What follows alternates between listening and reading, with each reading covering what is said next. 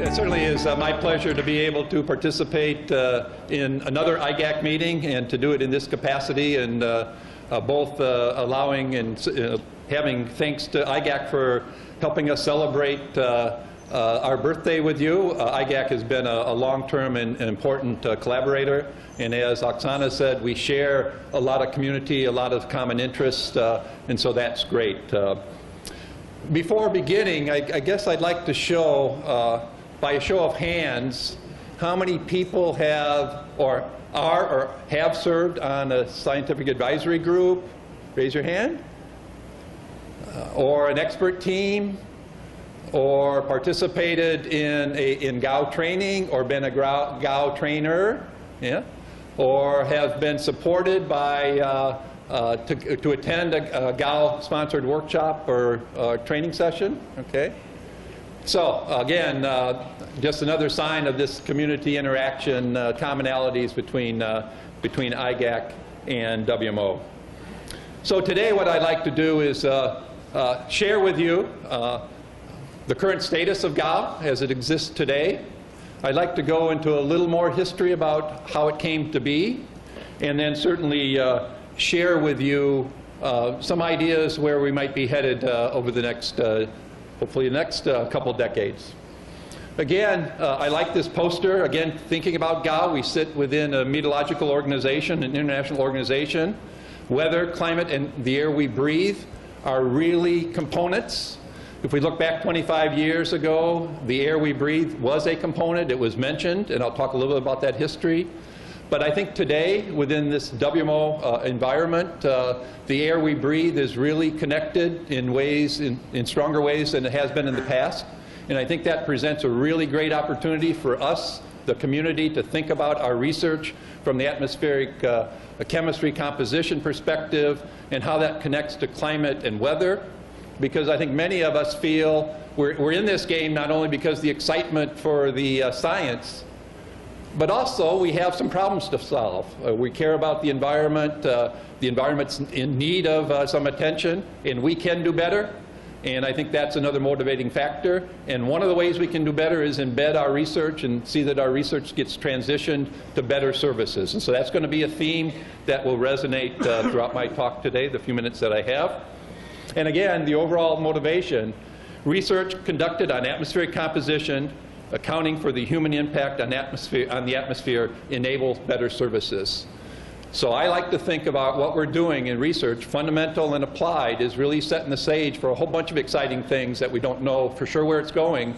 But one of the outlets will be, in some cases, better services. And I think if we keep that in mind, then anyhow, at least for the next 20 minutes, let's keep that in mind. So if we look at the GAW mission, is to systematically measure the chemical composition and UV radiation of the atmosphere. It's to use this information in analysis and assessment in support of international conventions. That's been an application. Think about stratospheric ozone depletion as just one example. And also to develop air pollution and climate predictive capabilities. This has always been a concept for us in GAW, and again, just like this service component, this predictive capability and the role that we have in this community of helping that predictive capability in weather, climate, and the air we breathe is really, I think, at a time where we can really begin to realize that. And there are some great examples out there where that realization is already finding its way from the research community into the applications community. And one great example is the GEMS Copernicus transition activities. Okay. So let me take just a minute here and talk about this organization, and it's wonderfully filled with acronyms and abbreviations. Okay, those aren't so important at this point, but I'm just going to spend just a couple minutes here. So if we start at the top, we're really talking about the expert groups. That's the EPAC Scientific Steering Committee. That's the committee that I chair, and I'll introduce a little bit later the members of that current committee. The scientific advisory groups are really critical to guiding the science and the measurements that take place. We currently have 6.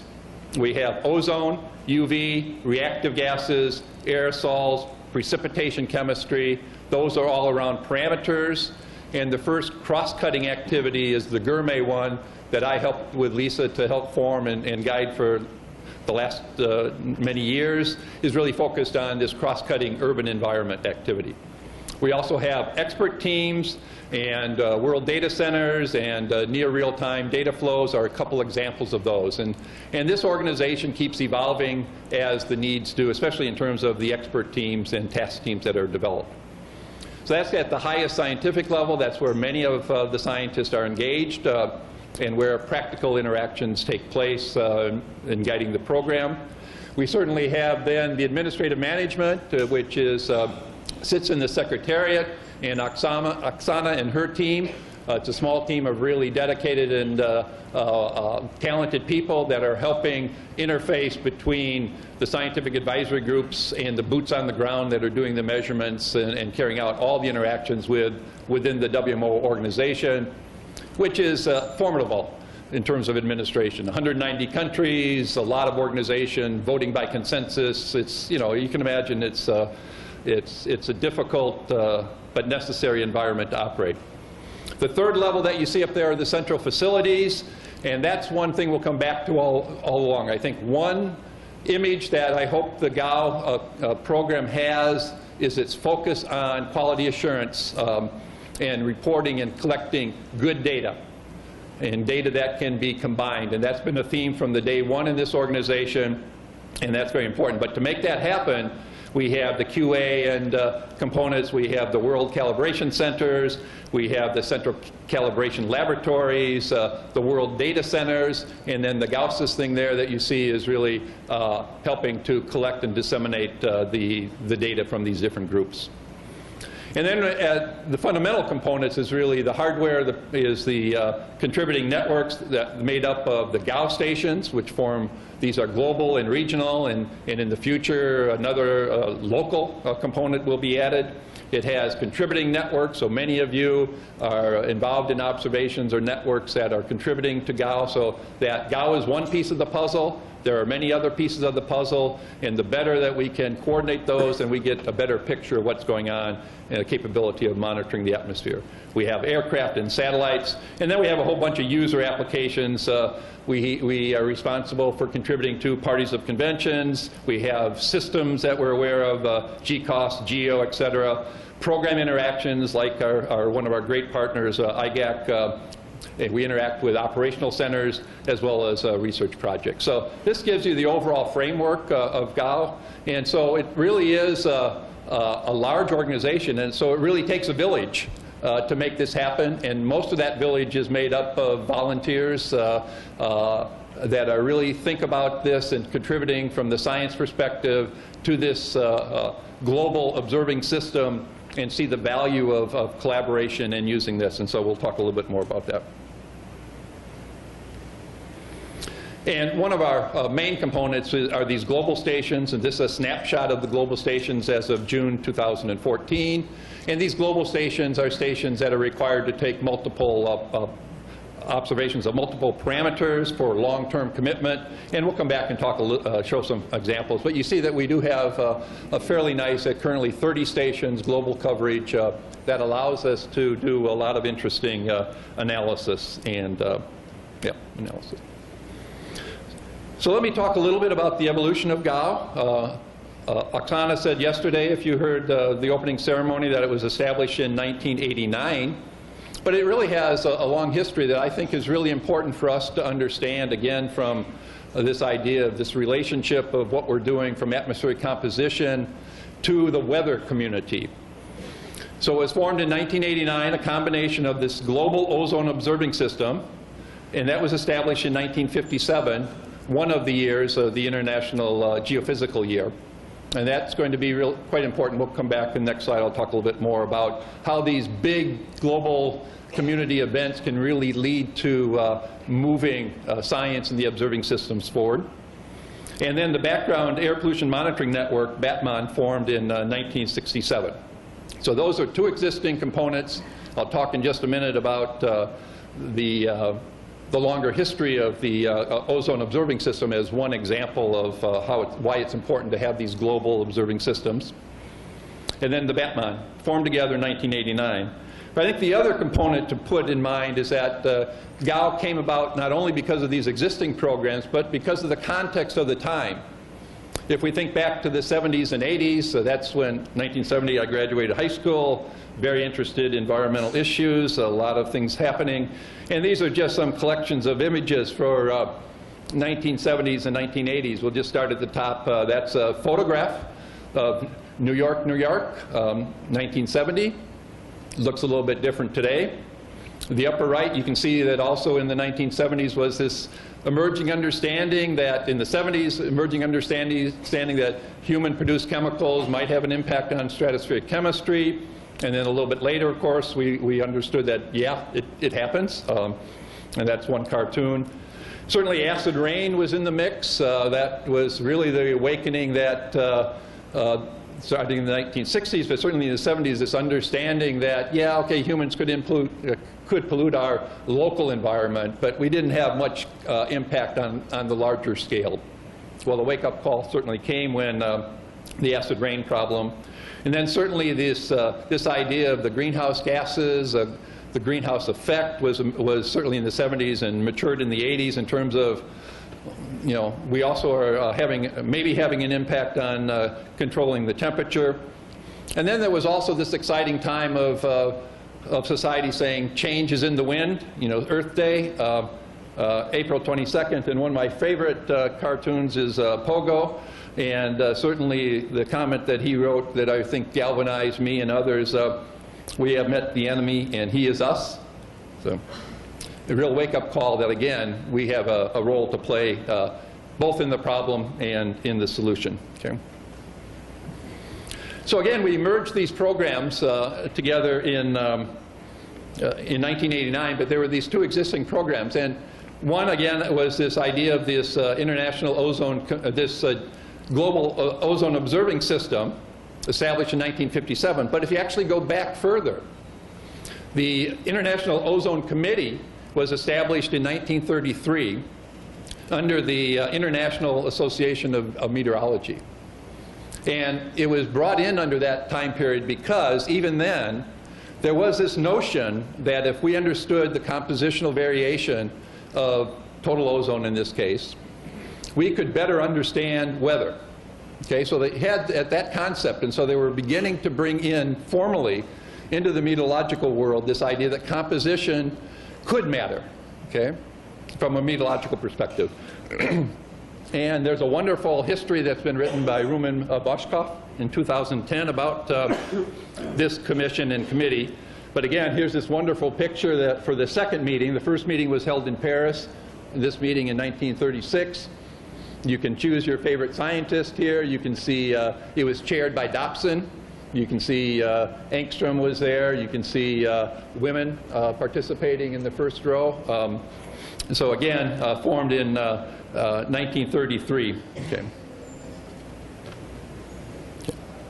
And one of the things that happened in this, so 1933 they got together. There was this, you know, ozone was discovered in 1840s.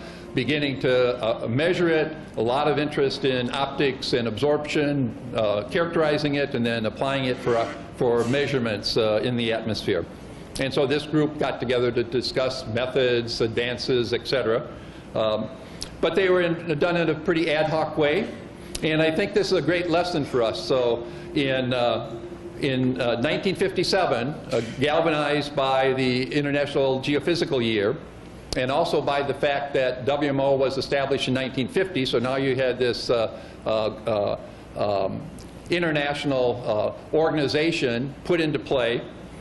And then in 1957, then this, they were able to really expand the observational network. So it went from prior to 12 stations prior to 1951, no coordination, sporadic observations, difficult to put the observations on a common standard to say anything about what was going on. Then galvanized again by both the opportunity of the International Geophysical Year and by the fact that there is a need for some organization to look after long-term measurements and work towards ways that we can put measurements together, and that was WMO.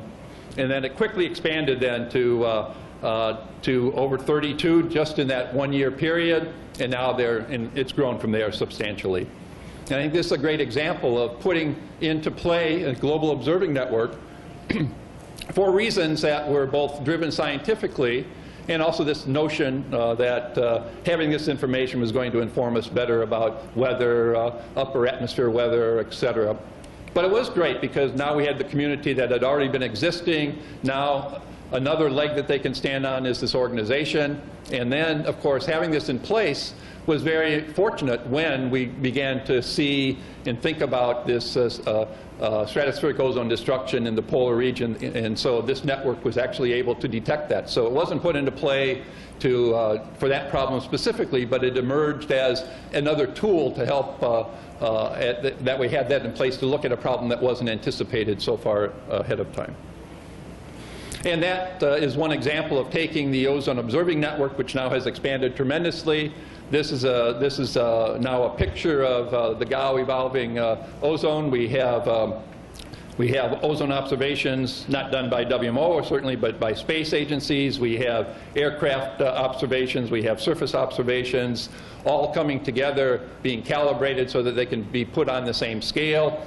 We have an archiving system for that. We're now moving more even towards real-time applications so they can be used in forecast analysis and leading to global products. And these products exist both in terms of model output, certainly in terms of public warnings. We have the Canadians that have put up, as one example, putting up a UV radiation operational service available globally. And we have the important WMO Antarctic ozone bulletins, again, a service product that's telling the community, allowing the community to keep track of what's going on. So one example, again, of taking observations from early time, embedding it into a global inventory, and then allowing it for uses, for many uses. Another example is evolving research to services is in the greenhouse gases. We can look at this picture on the top. We see the first meeting of the greenhouse gas experts. This is done at Scripps Institute, and you look around the table and you can see Keeling and all the other, many of the other people from around the world who are interested in measurements of CO2. Those meetings have been taking place with a regular schedule since then. I show you the 17th meeting of this expert measurement group done in Beijing just last year. You see the community continues to grow. And again, it's a great example of putting together an observing system. At the time, the Curiosity in 1958, yeah, there was interest in the kind of the greenhouse theory, but certainly the ability to measure, the first measurement starting at Mauna Loa in 1958, but certainly wasn't put into play for a specific problem, because if you just look at this cross-section of covers of Time magazine as just one example over at, you know, a 3-decade, or whatever, nearly 4-decade, you know, warming, cooling, you know, where are we at in this problem? And again, the observations that we had put into place allow us to better understand and document in these perhaps trends that were not either thought about and thought wrong or not. So. And that continues to evolve. So again, we have this observing components of, at least within the GAW community, the ability to do an integrated atmospheric carbon observing system, the GAW framework, and again, you can see the pieces of the puzzles again, going from satellites to ships to those global stations around the world, to the aircraft measurements, and we heard even additional aircraft measurements being done today by JMA and the Total Carbon Column Observing Network. All of these, both between GAW and contributing networks, we can now have the capability of really looking at greenhouse gases on a global scale, and this allows us to look at a lot of different things, one being treaty and convention, if we ever get a global policy on greenhouse gas emissions, and certainly verifying emissions and fluxes are many of the applications that come to mind. And a service that's coming out already is the WMO GAW Greenhouse Gas Bulletin, which is very, very important for policymakers. The last one came out in August of 2013. And for the first time, including observations within the GAW network of ocean acidification, measuring at routine spots both the pH of the ocean water and the carbon dioxide in the ocean water. And you can see from these slides, I won't go into detail, but you see the dissolved CO2 increasing, the pH going down. Important message that's been added to the bulletin. So with that, so those are some of the elements, again, so message that GAW has, or at least WMO has recognized the importance of atmospheric composition, mostly from the beginning, mostly as a notion for its impact on weather, but again that's merged within 1989 within the GAW framework and continues to grow. What I've listed here is really the foundation of GAW. It's, let me read it, collecting adequate information on the chemical composition of the atmosphere and on the consequences of the anthropogenic impact on a global scale is valuable. Okay, so that's the starting proposition. But is only possible if all relevant measurements are expressed in the same units or on the same scale, and if data from the countries and at different sites are comparable. We have to be able to combine data if we're going to be able to tell a story. Okay, and I think that's been, from the beginning of GAW, that has really been the defining proposition and the motivation for doing it. And in order to do it, put into place, I think, a very, very nice infrastructure and organization to do their best to ensure that that is possible for the parameters that they are most interested in. I won't go through this diagram, but again, you can see the interactions of the scientific advisory groups, the calibration laboratories, the data centers, the quality assurance, scientific activity centers, the World Data Center, and the people at the sites themselves. So again, it takes a village to make a good measurement that is going to be able to compare to a measurement taken in Norway, Brazil, Argentina, wherever we might be taking that measurement. And these are just some pictures showing those interactions that take place, intercomparison of instruments, and you see in the lower left-hand why it's important. The stability of the world standard, over time, we can really document that. So we keep coming back to being able to reference our observations, which enables us. And in the lower right just shows some of the evolving instruments. If we're going to come up with new ways of doing ozone sounds, different methods, we need to be assured that they're going to produce observations that we know what's going on and that we can combine them on similar scales. Okay. So with that commitment to high quality data with the global long-term vision of observations that has been now going on and emerged and continued to evolve over 25 years with a longer tail going back decades before that. We now have a high quality long-term data, and with that enables lots of things. And for this discussion, global assessments and analysis. And I'll just show you a couple examples of this.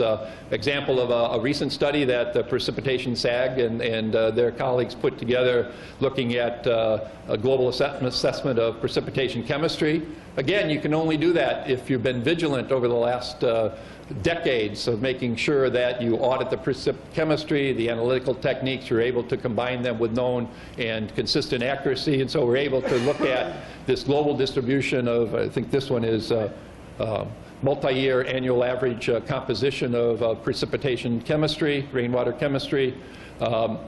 And you see some of the techniques they've developed for identifying the confidence in those measurements. So again, long-term data enables these sorts of studies to take place. High-quality long-term data also enables global assessments and analysis, for example, including understanding of atmospheric processes. This is a cartoon that Martin Schultz put together, but I think it nicely demonstrates the way that reactive chemistry and other components that are being taken by GAW and the other communities, precipitation chemistry, the aerosol, are really able to, when put together in the context of, in addition with modeling and other thought processes, can really begin to look at both a lot of important issues of atmospheric chemistry, air quality, and climate. And these are, again, another way that we can use these long-term data sets. And a critical component of GAW is the capacity building, training, twinning, and more. And this is just a nice collection of some of the photos that have been collected for our celebration here. Just want to point out a few. the expansion, the establishment of these global observing sites was not easy.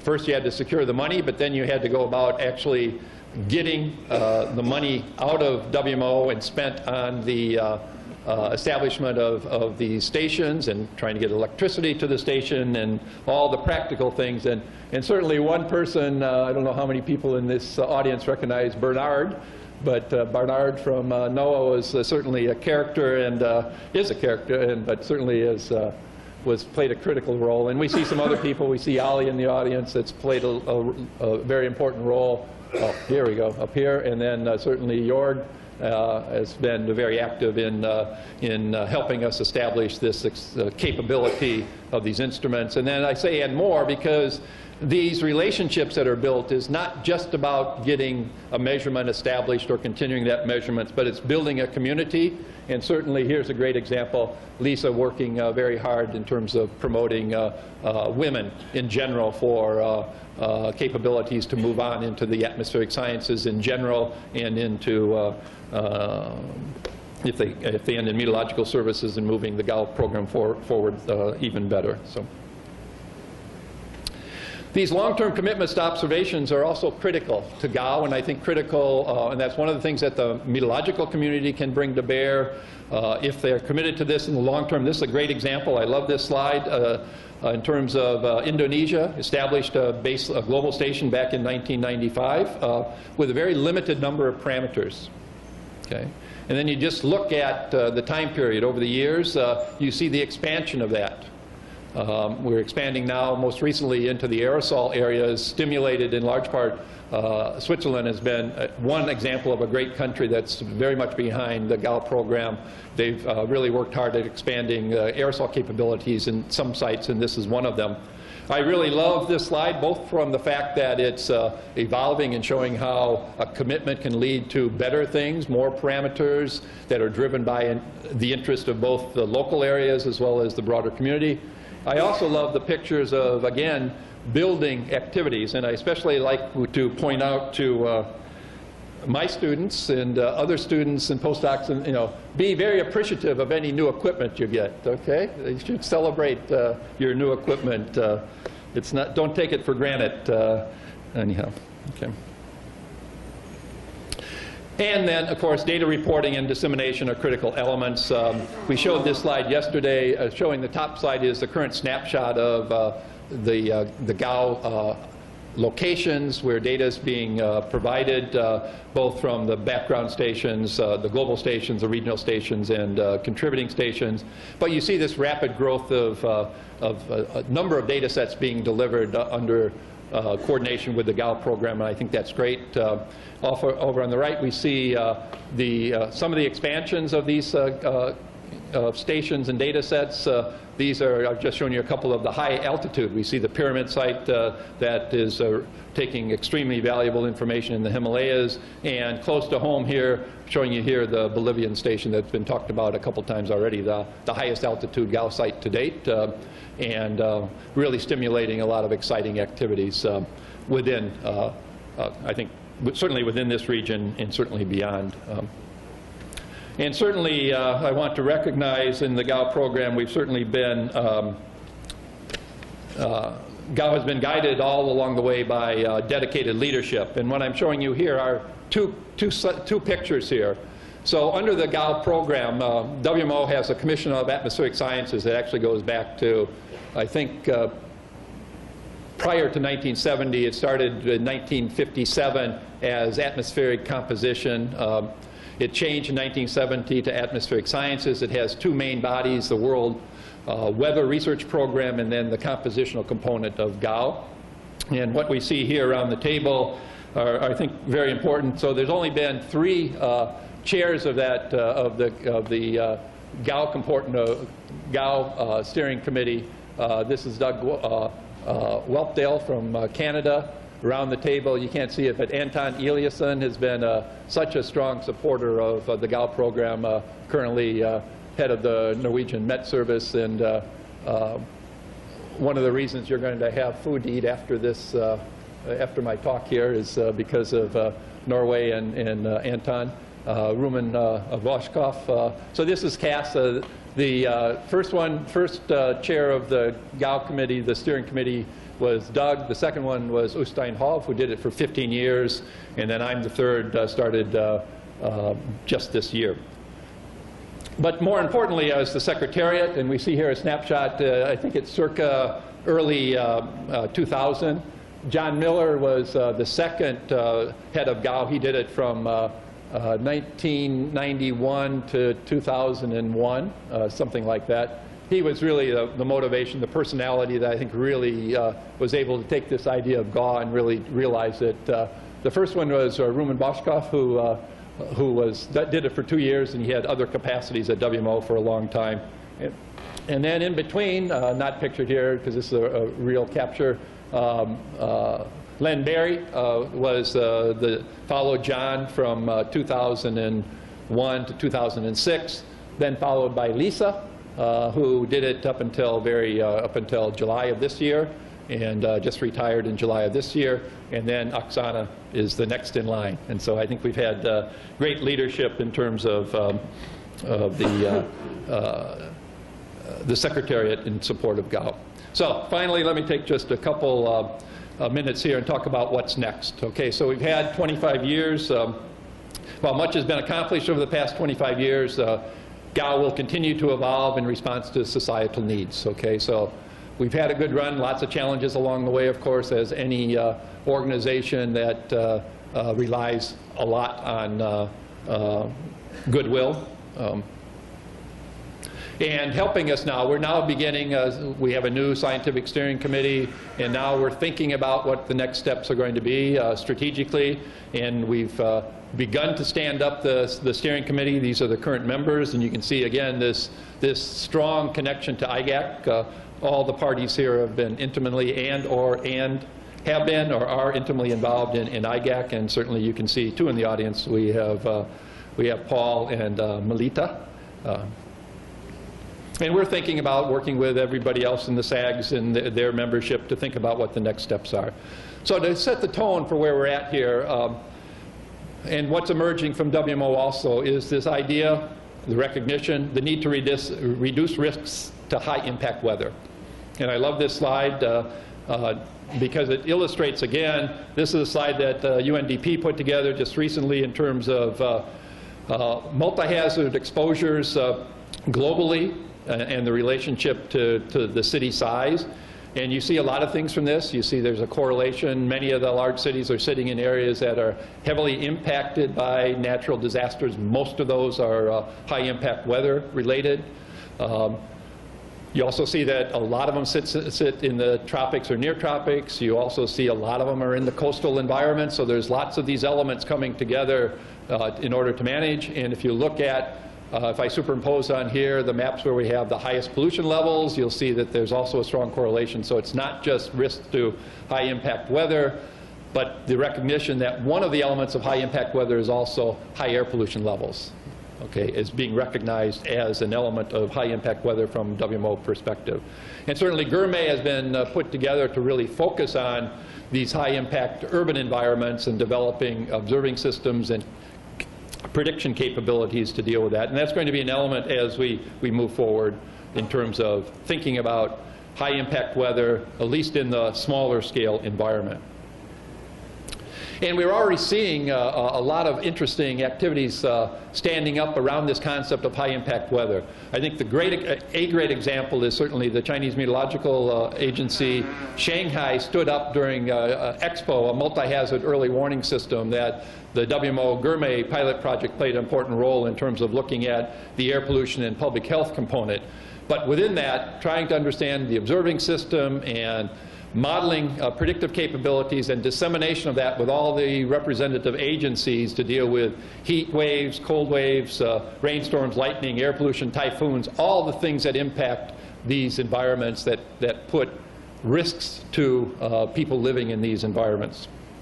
And so what they've done is they stood up this pilot project, but now has actually transitioned that to operations. And so severe weather, air quality, climate extreme quality weather, interacting with a whole host of stakeholders. And I think this is one example of services that are being stood up that have a strong research base that interact with our domain in these integrated urban weather, climate services, and supporting research. And certainly another aspect of that that's certainly high on the radar screen, and we've heard a lot about it in this conference and will continue to, the role of aerosols. A lot of interest. Clearly, aerosol science is really interesting. A lot to learn about how they're formed, how they modify properties as they age. Certainly how they interact with weather systems is really important questions. Met services around the world want to know, how much aerosol do I need to have in my model to improve my metric that's very important to my operational center? That's an important question for us to be thinking about. So again, the aerosols and interacting and bringing together the understanding of the science community and the predictive capabilities for this high impact weather is a great opportunity. So with that, those is just a couple of motivating slides. So where are we going to next? We're just beginning to think about this, but clearly we're going to advance observations and analyses of chemical constituents of the atmosphere and UV radiation to help reduce environmental risks to society from high impact weather and air pollution, and to mitigate the impacts of and adapt to changing climate. So those are the key words that we're moving that will place us in the context of important society and also important topics within the WMO strategic initiatives moving forward. And some of that will translate to continuing to improve the observing systems and data processing to allow near real-time provision of GAW data. Another important component. It's not enough just to take a good data. Many of them need to have applications can serve in near real time. Support the integration of surface, vertical profile, and column data sets from different platforms to provide a unified understanding of aerosol and gas distributions. Minimize gaps in the measurement networks in data poor regions, both in terms of geographical location, but also in terms of parameters. Support the service needs of megacities and large urban complexes, and track trends and support conventions and assessments. So those are our thinking right now, and over the next year we'll be developing a more concrete implementation plan. So with that, again, thank you for allowing us to and joining us in the celebration of 25 years. Sitting here and hopefully being introduced to a little more understanding of the GAW program and its where it is, where it came from, and where it's headed. I do think that we have a great opportunity within GAW working with the community. Certainly we want to give our thanks to the many who have contributed to the GAW program over the years. Again, this is largely built on the village and the shoulders of interested scientists and dedicated individuals. And clearly we look forward to continued and expanded collaborations around the globe to carry out the observations and the research needed to enable better services. So with that, I'd like again to thank you. I will ask then, again, I mentioned earlier that we're going to soon adjourn, and we're going to have some refreshments and a small reception, and that was made possible by Norway. And again, I mentioned Norway has been such a strong supporter of the GAW program over the years, and their leadership has played leadership roles within GAW, and so I'm glad to introduce Michael here to come up and say a few words.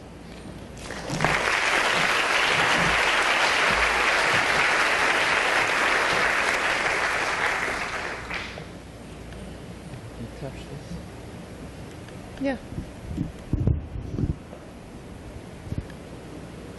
Thank you. I prefer walking around while I'm talking.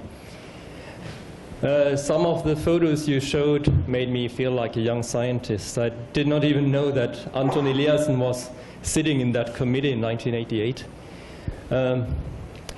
My name is Michael Gauss. I'm not a young scientist anymore, but I'm working at the Norwegian Meteorological Institute, or Met Norway, as is our official acronym since last year. And during the next hour or so, I will be talking about the history of Met Norway since 1866. And why are you laughing? And our scientific strategies during the last 4 or 5 decades. Okay, I try to be funny. I'm going to show only one slide. And the reason is because I want to make you understand why we are supporting the celebration this afternoon. It's not only to make commercial for ourselves, Met Norway, but it's actually because we like GAW, and maybe also because Anton and Øystein Hov have played significant roles in the entire program during the last 25 years. Anton Eliassen, maybe the young scientists among you, and there is still a lot left in the audience. Not everybody has gone to the beach. I'm happy about that. Anton Eliassen has played a very crucial role in EMAP, the European Monitoring and Evaluation Program under the LERTAP Convention. He's probably the only director of a meteorological institute who is at the same time a hardcore air pollution scientist. I'm not sure, but I think he's one of the few anyway. Øystein Hov, on the other hand, he is the director of research at Met Norway, and as Greg already said, he played also a very important role in GAW, and he's still giving input. He's also the president of the Commission of Atmospheric Sciences at WMO. Okay, as I promised you, it's only one slide. And after Greg's excellent talk, I can be short on these things. Because I want to give you a user perspective. Personally, I'm only a user of GAW data. I've never been actively participating in the program, but I'm a user, and I've been a user for more than 10 years, a user of measurement data from GAW. I just wanted to repeat some of Greg's points about the global view. We all know that GAW consists of many regional, also global networks which exist for various reasons independently, but GAW integrates them into a kind of global system. And as a user, I can always trust the quality, because there's a good system for quality assurance. There is a well-defined system for calibration, and Greg said that. Same units, same or comparable methodologies that are used. So as a Norwegian user, I can trust that measurements from South America or Africa follow the same criteria. And probably many of you know about the criteria to become a GAW measurement station. They are quite strict, and that's good.